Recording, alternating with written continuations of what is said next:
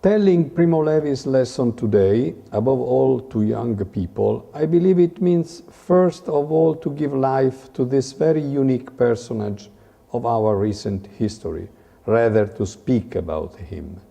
Then, in the time you have kindly considered me for this lecture, I will not speak about him, but I will try stealing other people's trade, just to use an expression by Levi, to make him still talking in person, telling you one of his marvelous stories, rich of technical and scientific contents, besides literary. There is a famous musical children's story, Perkin and the Wolf by Sergei Prokofiev, that starts with the playing voice who, in the orchestral silence, asks us, "May I tell you a story?" I should ask the same too.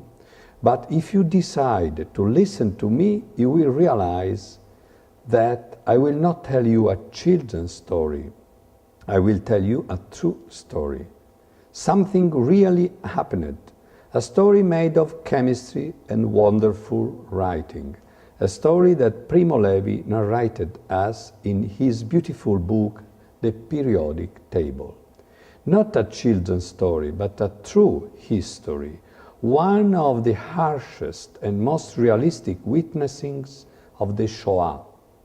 I will tell you how learning, knowledge, reasoning can become a fundamental tool of survival. When I designed this lecture, I had in mind the aim of transmitting Primo Levi's message, that is to carefully preserve the collective memory about something that occurred and, as Levi warns, can still happen. Unfortunately, my country, Italy, genetically has never been a great keeper of memory. As the Italian writer Sebastiano Vassalli says in his wonderful book, L'oro del mondo, the gold of the world, the Italic genius does not know any rivals in the art of forgetting. He is insuperable. He is sublime. Therefore, this memory, rather than celebrated, it has to be daily nourished, and the instruments of choice to fulfill this task are the very means of fiction, and more in general of the literature. But these are not my tools. My craft's implements are different. And then when I thought how to design a lecture on the Primo Levi's lesson, I reflected at great length until I had the idea I would have been able to take a cue from one of his literary works that is rich of scientific and technical contents besides literary. Our story starts in November 1944.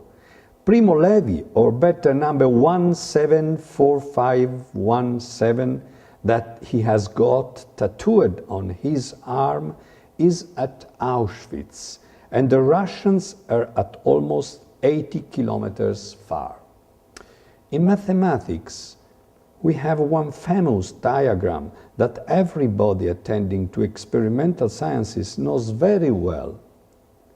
It's the graph of the sine function, one of the trigonometric functions that, together with the cosine, and thanks to Mr. Fourier, allows to describe all the periodical physical phenomena.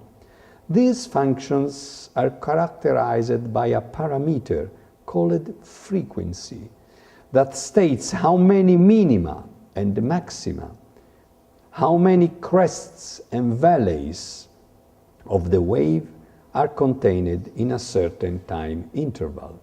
We can have 3 crests and valleys, or for example a much higher frequency, counting 16 crests and valleys. If we change the ordinate axis, maybe one can be surprised to see a quantity very difficult to quantify, our moods. If we succeeded some way to assign numbers to the moods, then we could say that the crests and the valleys are the ups and downs of our humor. Normally, the frequency of the alternate of our spirits is not so high.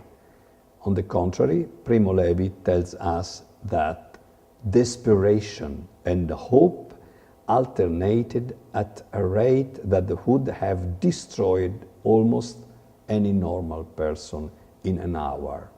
But a human being is not only mood and humor, it's also, above all for scientists, a collection of cells that we can estimate in a number from 50,000 up to 100,000 billions in continuous matter and energy exchange with the external environment. An open thermodynamical system in which millions of irreversible physico-chemical processes constantly occur. This system needs daily availability of matter that is used for many aims, among them energy production. And this kind of matter is classified by chemists in three big classes of compounds: proteins, lipids or fats, and carbohydrates or sugars.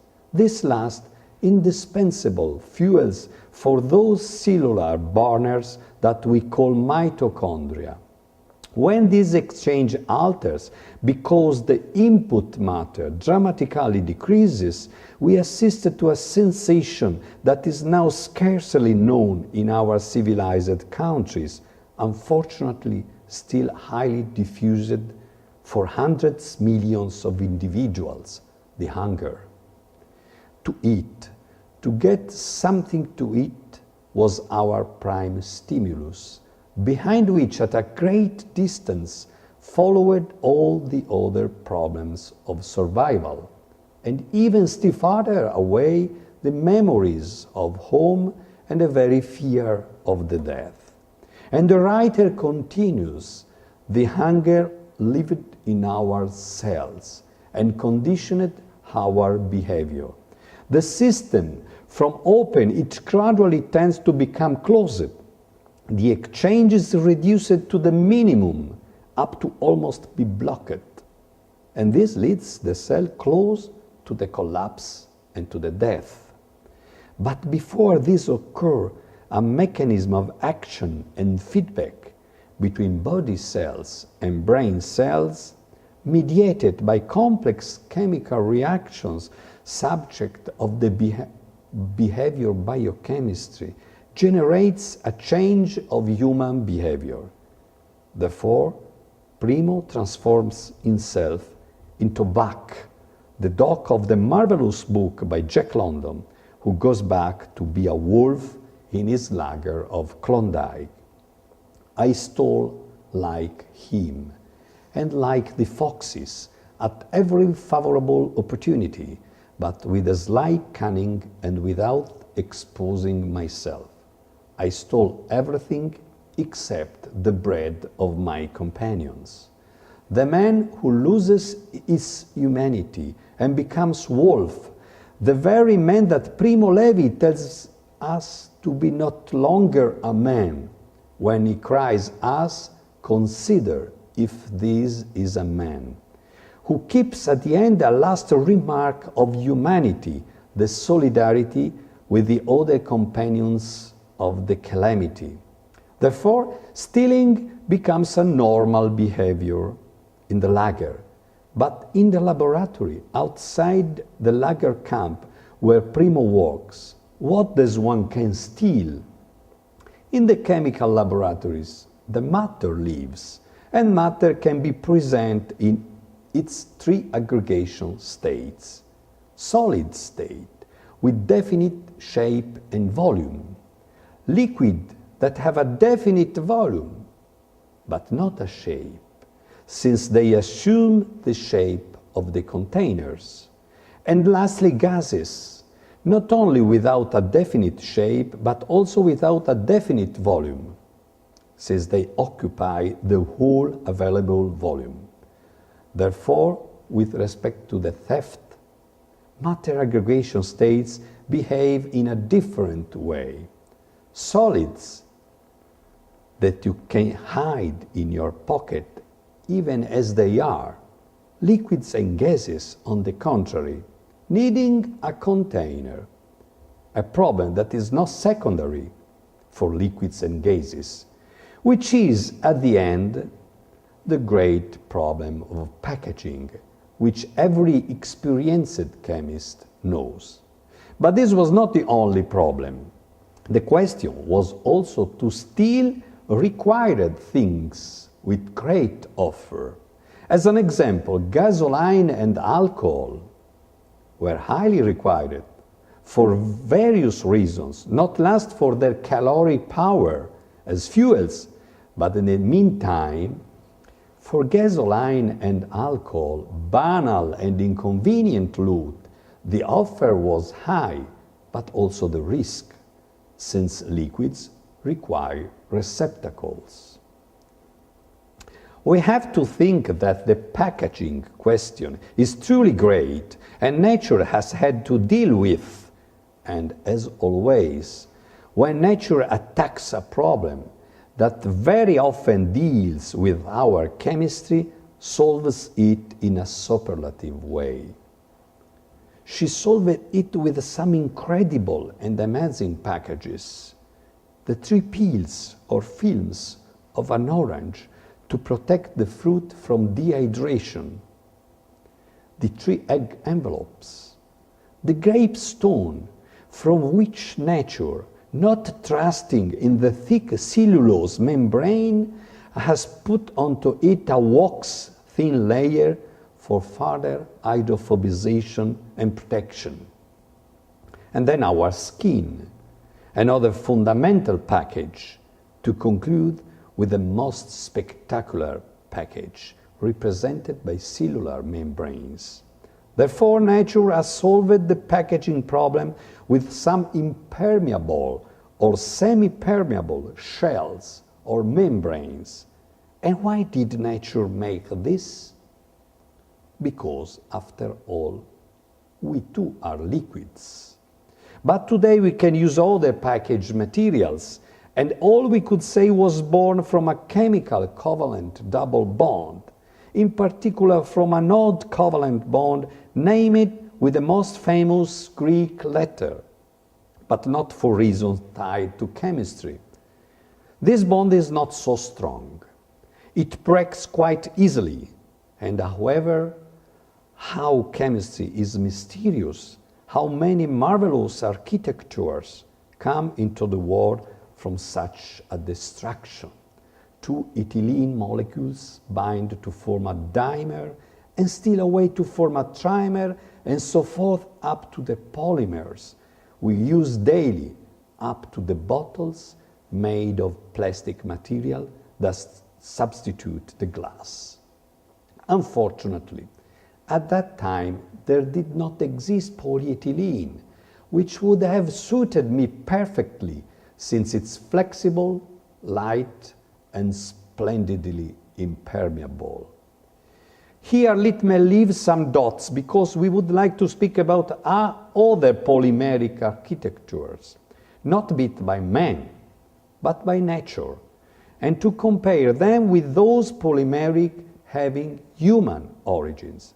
Cellulose, this polysaccharide composed of only 3 types of atoms that nature builds starting from a quite small brick, repeating itself almost to infinite, that organizes itself according to the fibrous symmetry, and that goes to constitute the polymeric molecule, symbol of the vegetable kingdom. Hemoglobin, this protein macromolecule in which we find a nitrogen, and to give strength and propulsion, also iron. The iron, magical carrier of oxygen and carbon dioxide, whose concentration changes make us by turns vital or tired. And at last, the heart of our being, the directional center of every species, the deoxyribonucleic acid that sees the appearance of a further actor, phosphorus, other element of life. This polymer that divides itself and then duplicate, perfectly recognizing his alter ego. All these polymers, by far more complicated than our plastic materials, and above all, more failing, more perishable, sometimes mutable, with unforeseeable results. All polymers very different from polyethylene, which is also a bit too incorruptible, and not by chance God Almighty himself, although is a master of polymerization, abstained from patenting it. It does not like incorruptible things. Let me go back to our story, to the problem of finding the ideal goods to steal.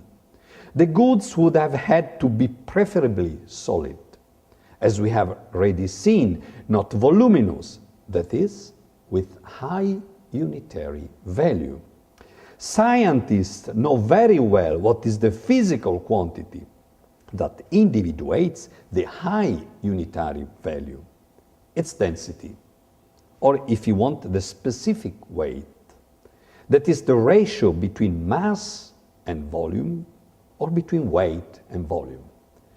It's the quantity that, to the question, does it weigh more a kilogram of cotton wool or a kilogram of metal, lead many lay people to answer a kilogram of metal.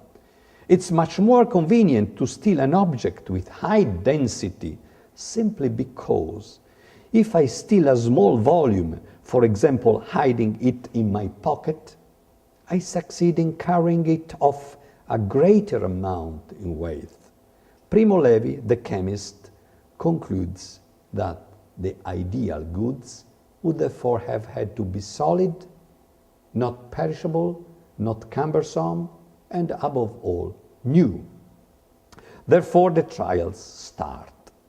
The experiments of the chemistry researcher who operates chiefly in the laboratory. Primo Levi tries with paraffin. Paraffin, the well-known constituent of votive candles, is a saturated hydrocarbon made only of carbon and hydrogen, a very inert compound. The name tells us clearly little akin from the Latin parum affine. But if I make it to react with a suitable oxidizing agent, and I carefully control that oxidation does not occur up to the end to produce water vapor and carbon dioxide, then I succeed in isolating an intermediate of the oxidation, a fatty acid. Often people think that the chemist be a kind of wizard that mixes in his big pot, makes substances to react, and does out the elixir. Indeed, the chemist mixes, makes substances to react. This is true. But he drives reactions, he controls them, he stops them, he makes them to start again, he accelerates them or slows them. He addresses them where he wants. And after having studied them so scrupulously and in details, he put them white on black onto those marvelous carbon blocks. And what the power of scientific prediction, he succeeds in foreseeing those never studied too. And those formulas, those strange symbols, diligently turn from the slate stone to the laboratory glassware. Let me go back to our fatty acid, synthesized in that prison laboratory. The fatty acid is a very important source of energy for cells. It develops about 12 kilojoules per gram that is subjected to combustion. That is almost the same amount of energy of a gram of sugar. And Primo Levi tells us in this way, I had stolen fatty acids, laboriously obtained by the oxidation of paraffin. I had eaten them, took the edge of my hunger. They had such a nasty taste that I gave up the idea of selling. The first trial of the chemist was not positive. But the chemist, please remember, has an infinite patience, a patience that makes him never to lose all hopes, since he is completely convinced that matter, if you approach it from the right angle, you succeed in subduing it to our wishes. The problem is to understand what is the right angle. Our Levi decides to try with another approach. Though we remember cellulose, that fantastic polymer, undisputed protagonist of the vegetable kingdom, well, cellulose constitutes the flocks of the cotton plant that, suitably treated, go to form the well-known flocks or rolls of cotton wool or sanitary cotton. We have already illustrated how much toil has cost the architect nature to build the cellulose macromolecule. But in the meantime, we have also stated that the chemist succeeds in driving reactions, either in the sense of building or in the sense of destroying.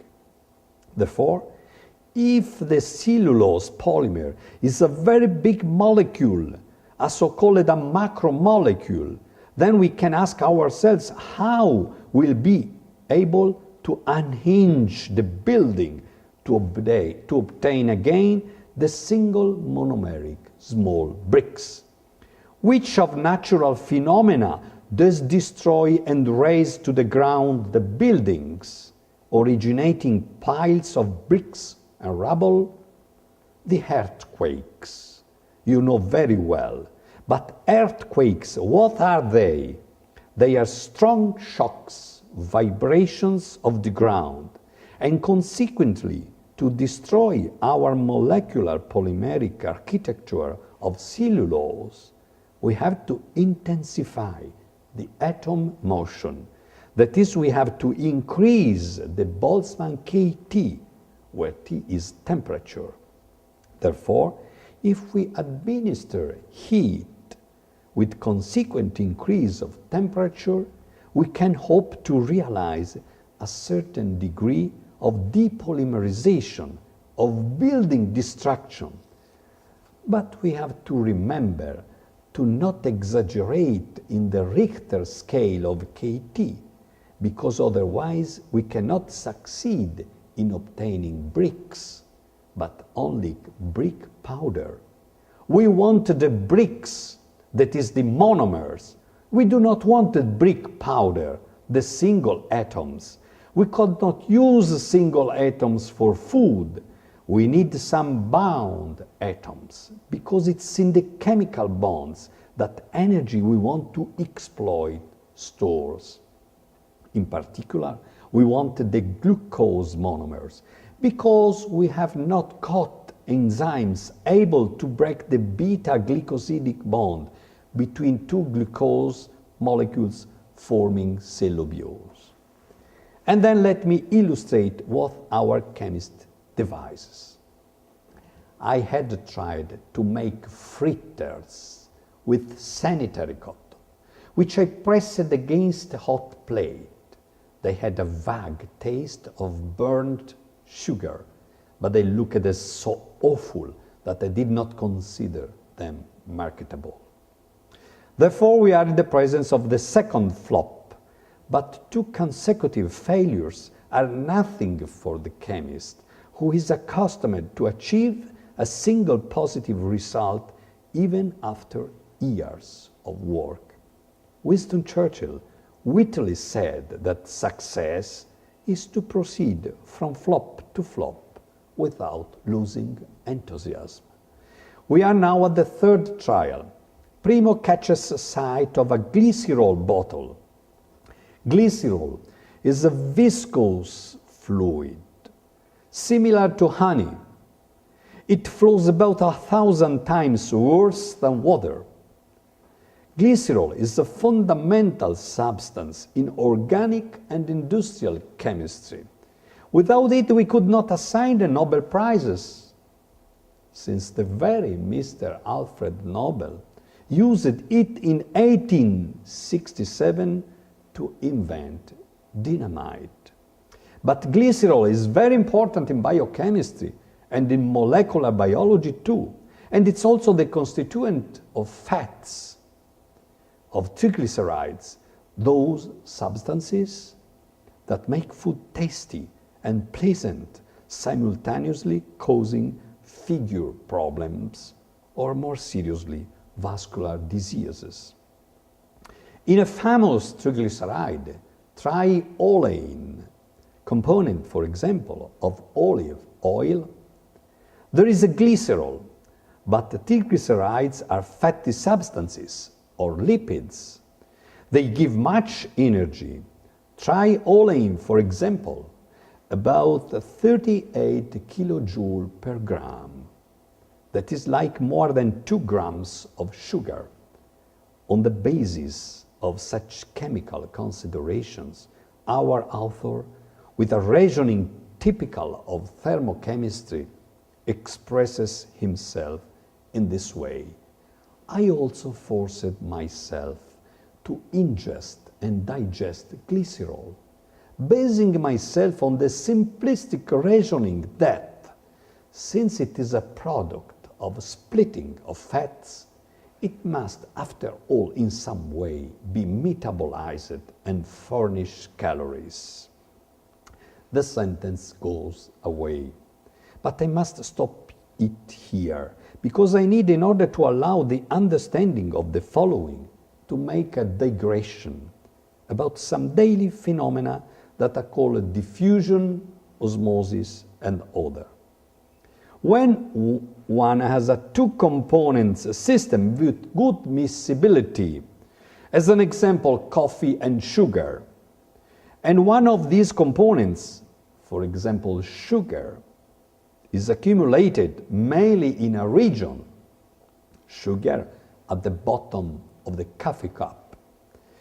The first and second thermodynamic laws with the Gibbs free energy state that spontaneously, that is, without energy contribution from outside, we will observe, more or less fast, a precise and well-determined diffusion in a well-precise direction.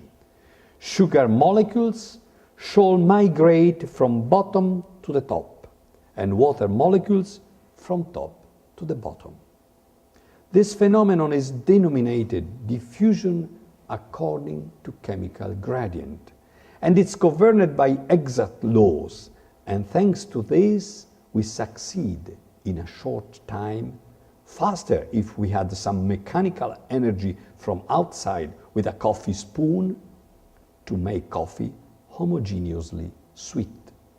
Let me rebaptize a little bit theoretically the diffusion according to chemical gradient, saying that Gibbs free energy warrants us that things go from where you find them more to where you find them less. But if I put just at the middle of the cup one of those package membranes already seen, semi-permeable, that make to cross only water molecules and not sugar ones because they are too large, then the question becomes a little bit more complicated. In fact, I cannot sweeten the upper part of the cup. And moreover, if I repeated the experiment with another geometry of the cup, that of an U-shaped tube with the sugar solution only into the right part and pure water into the left part, I would realize that although sugar does not cross the membrane from right to left, water instead not only crosses the membrane from left to right, but it do it exerting a certain force acting onto the membrane surface. And we can detect this phenomenon by looking at the solution column that goes up against gravity in the right part of the U-shaped tube. If this phenomenon, which is called osmosis, because a force of our surface is a pressure, and this miraculous, not gaseous push or impulse, that is in Greek we say osmos, generates the osmosis process. If this phenomenon, instead of occurring in the U-shaped tube, it occurred within the primous intestinal channel, whose walls are semi-permeable to, with high glycerol concentration, then we would observe a net flow of intercellular water from the outside the intestine to inside, and simultaneously the impossibility for the water excess accumulated in the intestine to be reabsorbed from the spaces among the tissues. We know very well what does it mean, this situation. It's the mechanism according to which osmotic laxatives does work. I would like you reflected on how dramatic could be running to the toilet for this kind of disease in the frame of the lager life. And we can now well understand what the sentence after the dots meant. And perhaps it did furnish them, that is glycerol furnished energy, but at the cost of extremely unpleasant side effects. But finally we arrive to the fourth and definitive trial, the small rods in the thin without label. The attention of the prisoner addresses 20 small gray rods. They are solids.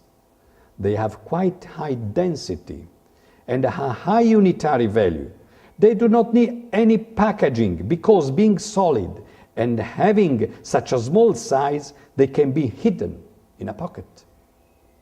The eye of the chemist, what a fundamental quality, divines that the keystone for safety could be concealed in the very rods. This was the first feeling when looking at the rods in the Levi's words. There was a mysterious jar on one of the shelves.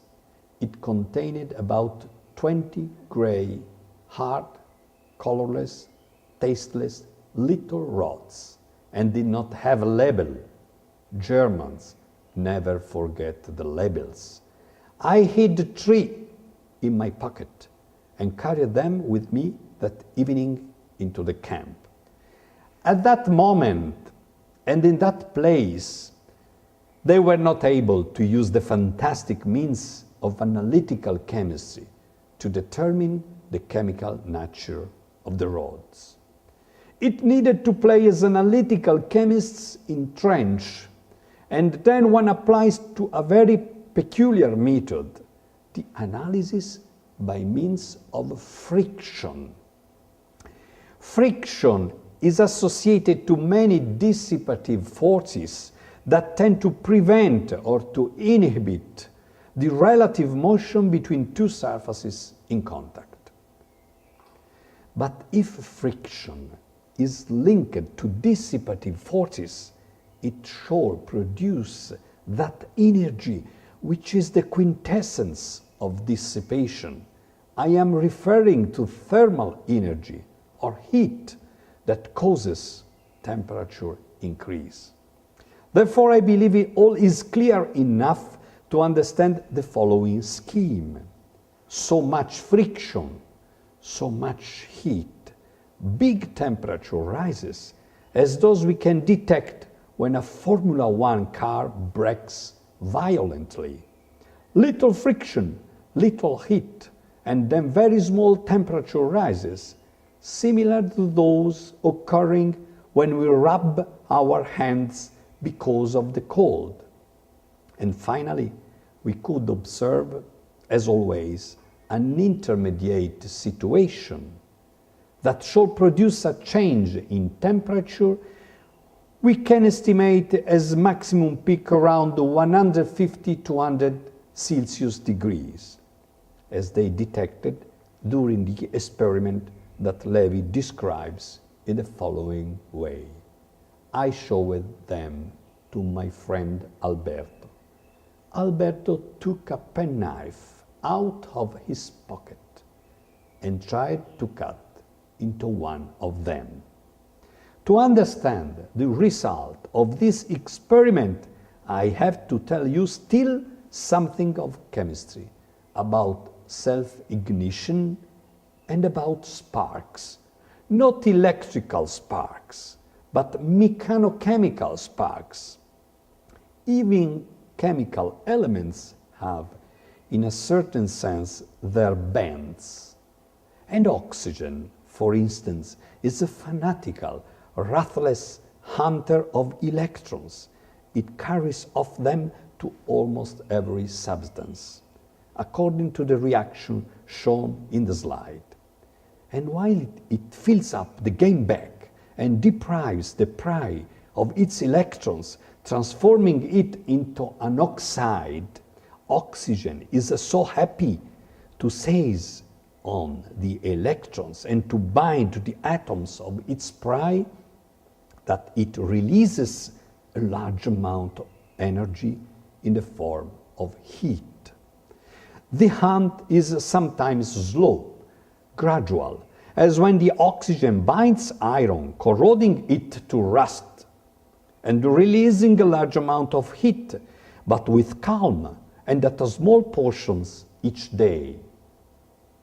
As an example, 1 gram of iron completely transformed into the rust in 1 month. Let's imagine how little be the energy developed in the time unit. If I had to use this process to get warm by means of an iron oxygen stove, I could say to have set up an apparatus with a ridiculous power, 2 milliwatts. But if I consider another prey, the white phosphorus, chemical weapon prohibited by the Geneva Convention, then the hunting is incredibly rapid, flashing in a few seconds or even fractions of a second. The whole energy releases.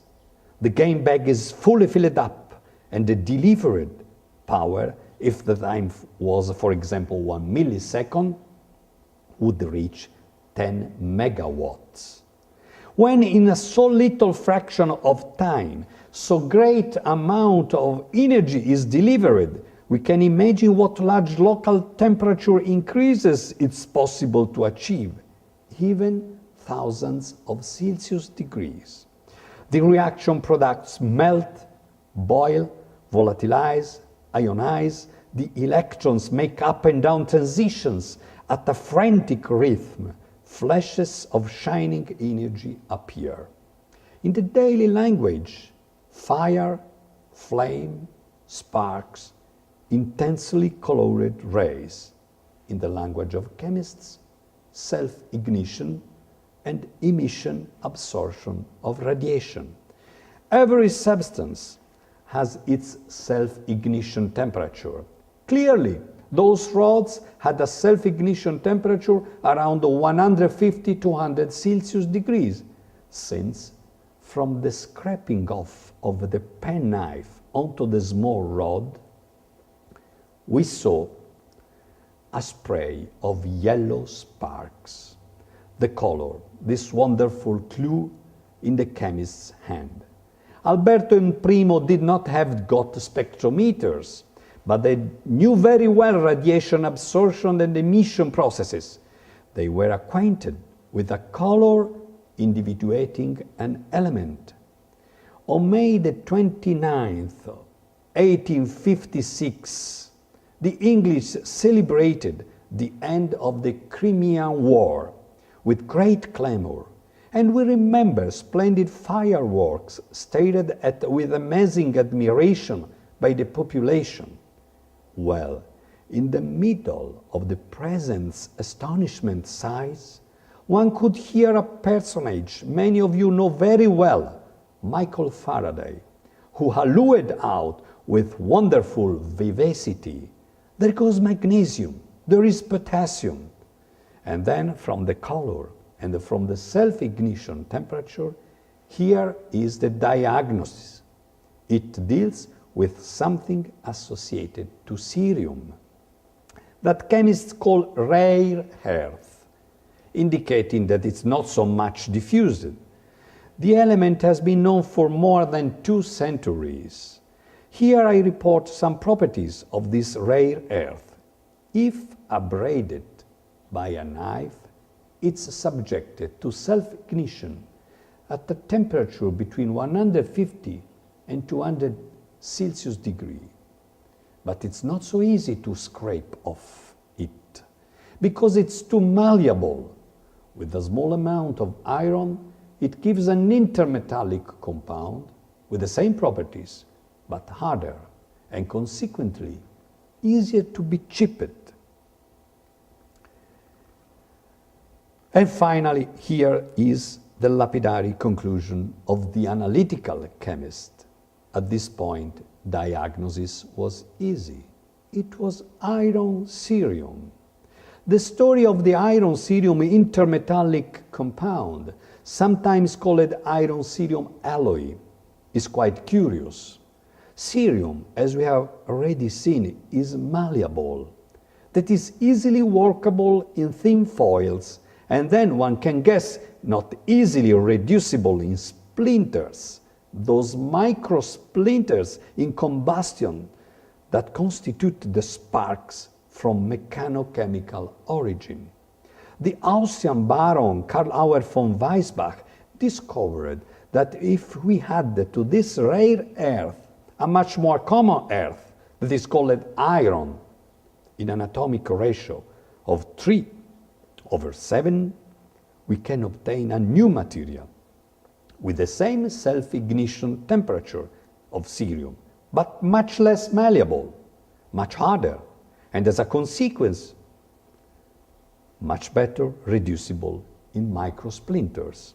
Information transmits rapidly, and as a consequence, 2 years later, the American Louis Aronson, owner of the Art Metal Works, patents a system to produce sparks based on the iron cerium, on the Auer metal, in conclusion, on the Auer's flint, and the famous Ronson cigarette lighters were born. With a curious flyback to the past, to the flint, to those cave dwellers of cartoons whose name Flintstones comes from the very flint, the stone that make metals pyrogenetic. Now all is clear about the nature of the grey small rods. They are made of the alloy from which the common flints of cigarette lighters are made. But why were they so large? Alberto explained it to me that they were mounted on the tip of oxyacetylene torches to ignite the flame. But notwithstanding the perseverance of chemists who are used not to lose enthusiasm even after many flops, Primo Levi is pessimist. At this point, I felt skeptical about the commercial possibilities of my stolen goods. Alberto reproached me. For him, renunciation, pessimism, discouragement were abominable and culpable. They needed trying to produce something marketable for that very peculiar market that was the lager. An industrial activity is made of raw materials, energy, and man activity. And man activity is not only technology and manual practice, it's also basic and applied research. The Primo and Alberto's final product could be the small flints for cigarette lighters. In fact, there was a clandestine industry of cigarette lighters. They made them for important persons and civilian workers. Prometheus had been foolish to bestow fire on men instead of selling it to them. He would have made money, placated Jove, and avoided all that trouble with the vulture. To produce, one needs raw materials, and raw materials cost. But in the lager, man is deprived of every property, and then if he wants to produce something, he has to procure the raw materials without any costs. Now, the only solution to this impasse is too easy to understand, is the theft. And really, along about 10 in the morning, the siren of the Fliegeralarm, the egg-red alarm, burst out. The lament of a wounded beast as all-encompassing as the horizon. As the bombs began to fall, lying on the frozen mud and the sparse grass, I felt the small rods in my pocket. How may we frame the economy of cigarette lighters production and sale in a lager? A very simplified scheme is shown in the slide. What would have been the estimate to approve? Very easy. If the retail price is given by the sum of production costs and earnings, in the lager economy, the calculation is immediately made. Production costs of no value because of the theft and of zero-cost labor. Earnings, what do you believe was it? The minimum for the sustenance. And then one can easily understand that the product value, its retail price, would have been what Levi narrates in his story. According to Alberto, the price of a lighter flint was equivalent to a ration of bread, that is, 1 day of life. I had stolen at least 40 rods, from each of which could be obtained 3 finished flints. The total, 120 flints. 2 months of life for me and 2 for Alberto. Once fixed the preventive budget and the development of a business, one needs to pass to the operative phase, to the manufacture. At this point, 2 other qualities that distinguish a clever chemist from an ordinary chemist come out: fantasy and creativity. Let's imagine a workbench. The small rod, the penknife as a lathe, and as a caliber, a metal plate with a round hole. The outcome is easily imaginable. The small rod, thinned down to the right point and reduced to the suitable dimensions. That evening, I brought into camp the small rods and Alberto a metal plate with a round hole. It was the prescribed caliber to which we had to thin down the rods in order to transform them into flints and therefore bread. Now we are at the most difficult topic, the moment when insight, knowledge, fantasy, and creativity are not longer sufficient.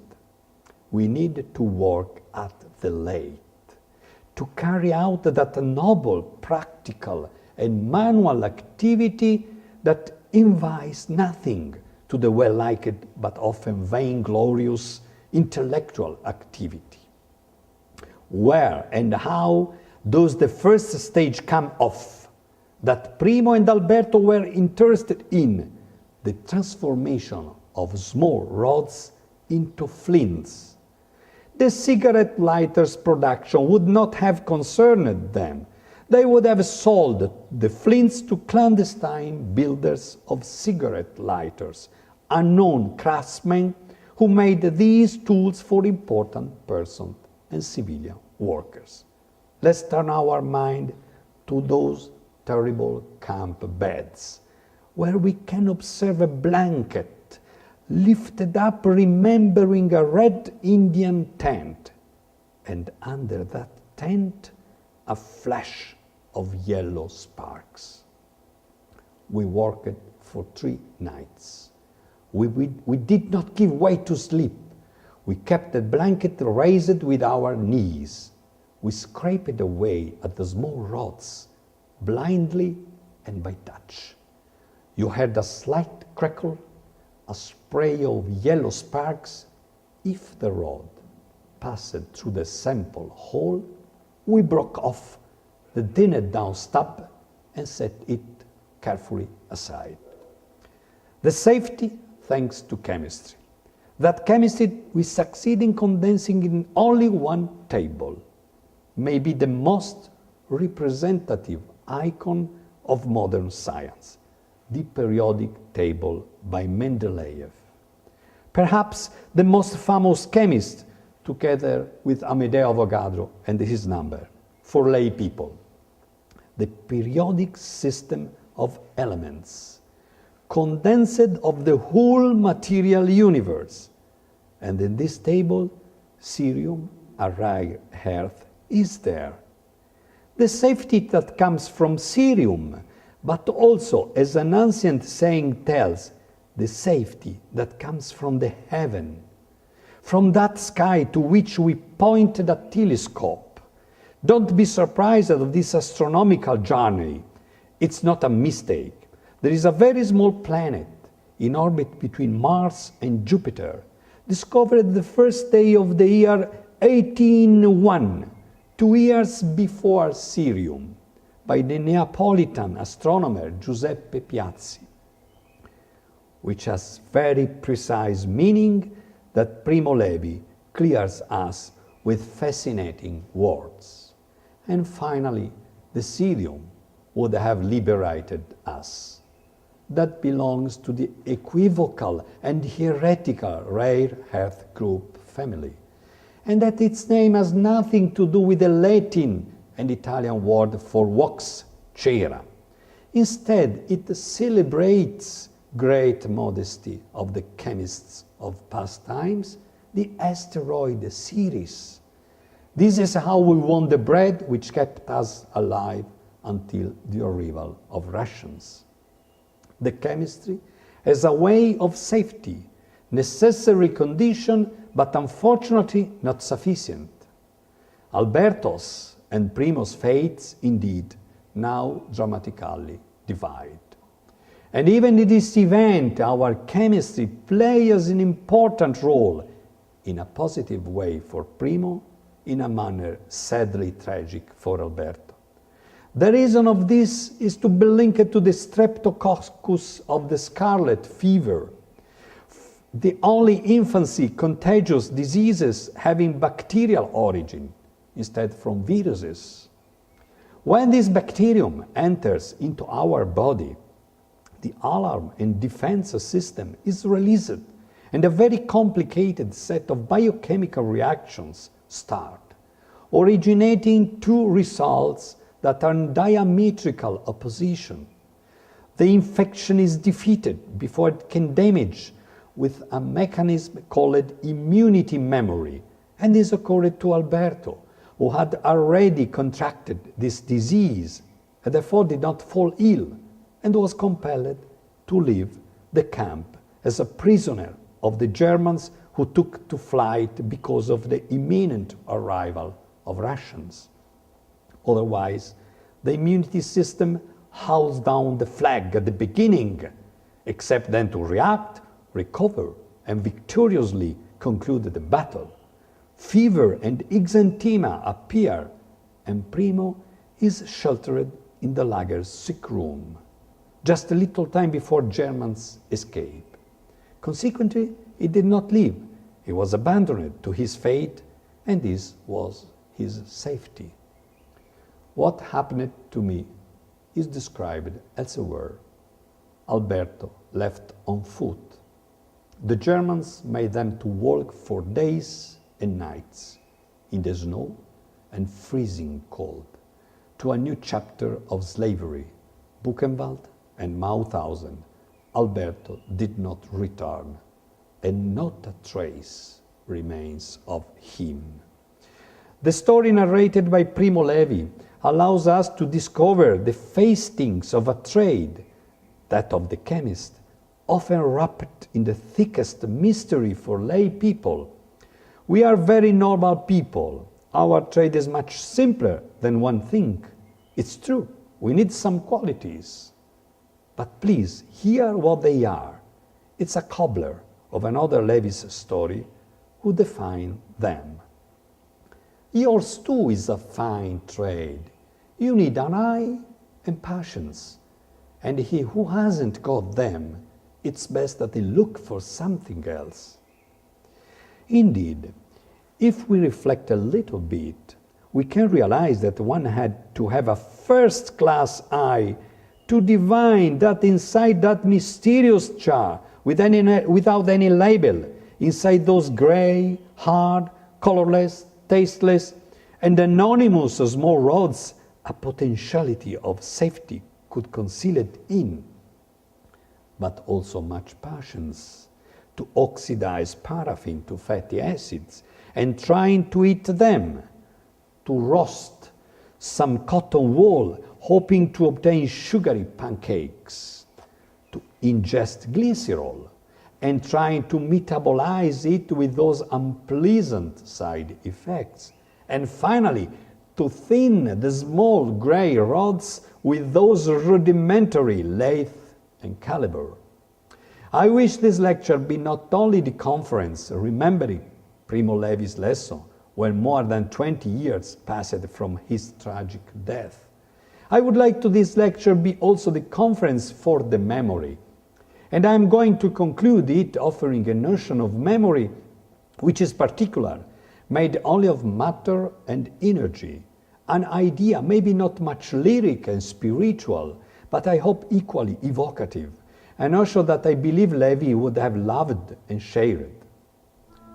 I would like to go back with the mind to the chimneys of those crematories and fix the attention on that smoke that rose slow, bringing with it many people, and to write that carbon atom to constitute one of the carbon dioxide molecules result of the combustion of those poor bodies. I would like to write such a long distance, 65 years. I would see the molecule dissolve itself many times into the rivers, lakes, or seawater, and to emerge again in a sea foam or in a waterfall sprinkling, and finally, as a charm, to alight onto the chloroplast of a vegetal shell and lighted up by a sunbeam thanks to that admirable series of chemical reactions called chlorophyll photosynthesis, to leave the big inorganic chemistry book and to replunge into the great organist chemistry treatises, up to reconstitute a beta-glucose molecule. And then I would like to follow this atom while forming the cellobiose, and lastly to see it in the great architecture of the cellulosic cathedral. Let me imagine that it have covered a short way towards north, to end its run into the trunk of a tree in a Swedish forest, and finally into one of that furniture that today come into fashion so greatly.